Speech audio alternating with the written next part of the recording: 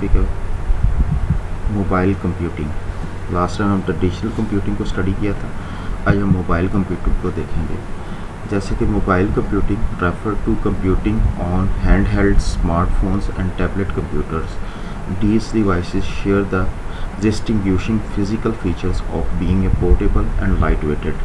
So mobile जो हैं आपको एक स्मॉल लाइट वेटेड डिवाइसेस हैं, जस्ट लाइक आपके फंक्शंस जो परफॉर्म आपके कंप्यूटर्स करते हैं। So that devices also perform some functionality of computer and some extra functionality also provide. Mobile computing is used an easily transported computer such as tablet that user interact with regularly throughout the days. आप जो है tablets और smartphones को daily जो है वो आप through out use कर सकते हैं। तो use of mobile computing hardware and software है आपका। आप मोबाइल हार्डवेयर और सॉफ्टवेयर के यूज़ करते हैं। Mobile computer are capable of doing just about anything one can do from a desktop computer, यानी कि वो जो काम आप कंप्यूटर से कर सकते हैं वो आप यहाँ मोबाइल कंप्यूटर से कर सकते हैं। इसमें कौन कौन सी चीज़ें इंक्लूड हैं जो you can perform through the mobile computing? Internet, email, editing, accessing a document, images, playing a game, access the application and other program. So these are the tasks which you can perform through the mobiles. So इस mobile device ने भी mobile computing environment को totally change कर दिया है। Compared with desktop and laptop computer, mobile system give up screen size, memory capacity and overall functionality in return for handheld mobile access to the services such as email and web browsing.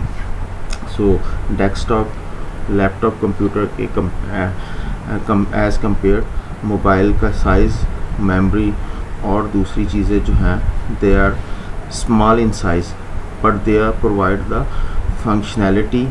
वो तमाम functionality जो आप desktop और laptop computer से perform कर सकते थे वो आप थ्रू मोबाइल परफॉर्म कर सकते हैं, जैसे कि ईमेल और वेब ब्राउजिंग जो है। Over the past few year however features on mobile devices have become so rich that the distinction in functionality between से consumer laptop and tablet computer में भी डिफ़िकल्ट टू डिफ्रेंशिएट। इतने ज़्यादा feature इसके अंदर जो हैं अब अवेलेबल हैं जो कि मोबाइल डिवाइसेस के अंदर, कि आप इसको लैपटॉप और दूसरे पोर्टेबल कंप्यूटर से डिफ्रेंशिएट करना बहुत मुश्किल हो गया।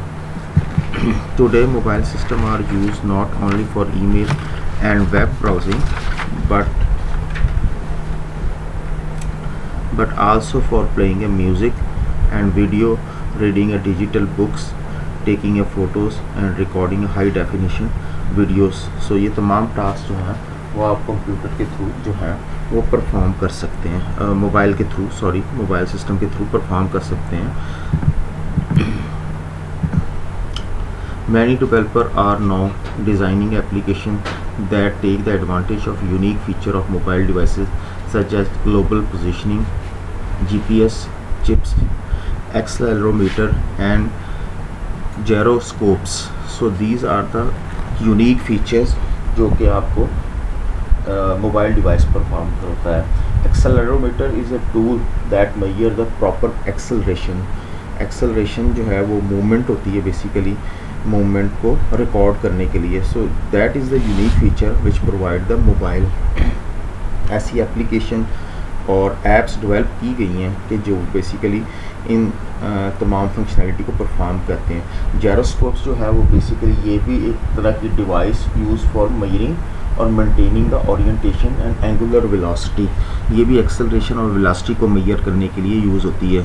तो कई सारी एप्लीकेशनें ऐसी हैं मोबाइल के अंदर वो ये तीनों फंक्शनैलिटी परफॉर्म करती हैं। जीपीएस लाइक आप मोस्टली आप में से कईयों ने यूज़ भी किया होगा, जो है गूगल मैप, जो बेसिकली अगर आप ट्रैवलिंग कर रहे हैं तो उसमें आप डेस्टिनेशन जो है लोकेशन उसको फीड कर दें तो वो आपको थ्रू आउट आपकी डायरेक्शन वो गाइड करता जाएगा और आपकी डेस्टिनेशन तक वो आपको पहुंचा देगा।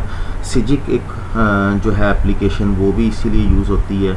इसी तरह बहुत सी वीडियो गेम्स हैं जिसके अंदर आप एक्सेलरोमीटर और जायरोस्कोप्स जो है वो उसको यूज़ करते हैं। An embedded GPS chip allow a mobile device to use a satellite to determine its precise location on Earth। तो बेसिकली मोबाइल के अंदर एक चिप है जो कि बेसिकली सैटेलाइट के थ्रू कनेक्ट होती है, जो कि जो है एक्यूरेट आपकी करंट लोकेशन को जो है वो डिटरमिन करती है, बताती है कि आपकी करंट लोकेशन जो है वो कहाँ पे है।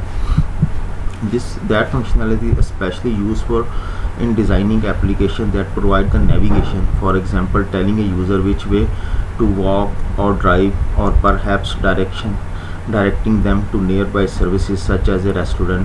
तो ये बेसिकली भी मैंने जिस तरह मेंशन किया था कि गूगल मैप है या सिजिक, दो एप्लीकेशनों के नाम जो हैं, अगर आप इनको यूज़ करें तो इसमें अगर आप ट्रैवलिंग कर रहे हैं तो आप डेस्टिनेशन को फीड करें तो वो आपको डायरेक्शन बताता जाएगा किस वे से आपने जो है अपनी डेस्टिनेशन पे पूछना, और रास्ते में आपको बताता जाएगा कहाँ पे आपके रेस्टोरेंट आ रहे हैं, कहाँ पे पेट्रोल पंप आ रहे हैं, तो वो तमाम लोकेशंस को भी वो जो है वो इंडिकेट करता जाएगा। सो आप इजीली अपनी डेस्टिनेशन के ऊपर जो है वो आप पहुँच जाएंगे। So that is through the GPS system के थ्रू जो है ये तमाम चीज़ें जो है फंक्शनैलिटी पॉसिबल है, जो कि आप मोबाइल एप्लीकेशन इंस्टॉल करके मोबाइल के थ्रू जो है वो यूज़ कर सकते हैं। An accelerometer allow a mobile device to detect its orientation with respect to ground and to detect the certain other forces such as tilting and shaking। तो ये बेसिकली मूवमेंट, मोबाइल की movement के through वो detect करता है कि आपकी जो है डायरेक्शन अकॉर्डिंग टू ग्राउंड आप उसको मूव करते हैं, उसकी डायरेक्शन को चेंज करते हैं मोबाइल, जो कि डिटेक्ट करता है। ये एक्सेलरोमीटर बेसिकली आप अक्सर गेम्स के अंदर इस फीचर को यूज़ करते हैं। कई वीडियो गेम्स ऐसी हैं जिनको अगर आप उन पर्सन जो है वो मूवमेंट करे उसकी, तो उसकी मूवमेंट को देखते हुए वो जो ऑब्जेक्ट है वीडियो गेम के अंदर वो उसकी मूवमेंट भी जो है वो कंट्रोल होगी। तो कई वीडियो गेम्स ऐसी हैं कि जिनमें अगर आप उसको प्ले करते हैं, खेलते हैं, तो पर्सन जब मूव करेगा तो उसकी डायरेक्शन को डिटेक्ट करके वो जो ऑब्जेक्ट है वीडियो गेम्स के अंदर उसकी मूवमेंट होती है। In several computer games that imply the accelerometer player interface with the system not by using a mouse or keyboard but rather by tilting, rotating and shaking the mobile devices। अभी जैसे मैं बता चुका हूँ कि कई कंप्यूटर की games हैं जिसमें आप कीबोर्ड और माउस को यूज़ कर रहे होते हैं, जस्ट आप उसको रोटेट और मूव कर रहे होते हैं मोबाइल्स को, और उसकी मूवमेंट से जो है वो आप वीडियो गेम्स जो है वो खेली जा रही होती है।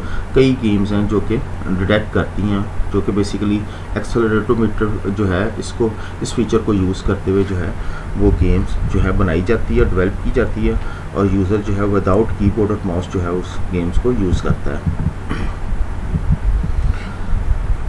The memory capacity and processing speed of mobile devices, however, are more limited than those of PCs, whereas smartphone or tablet may have 64 GB in storage। Normally mobile devices की जो मेमोरी है वो लिमिटेड होती है as compare to आपके जो computers हैं, but smartphone और टैबलेट्स में जो है वो आप 64 GB तक स्टोरेज जो है उसमें अवेलेबल होती है, वरना अदरवाइज़ बाकी मोबाइल डिवाइसेस में मेमोरी जो है वो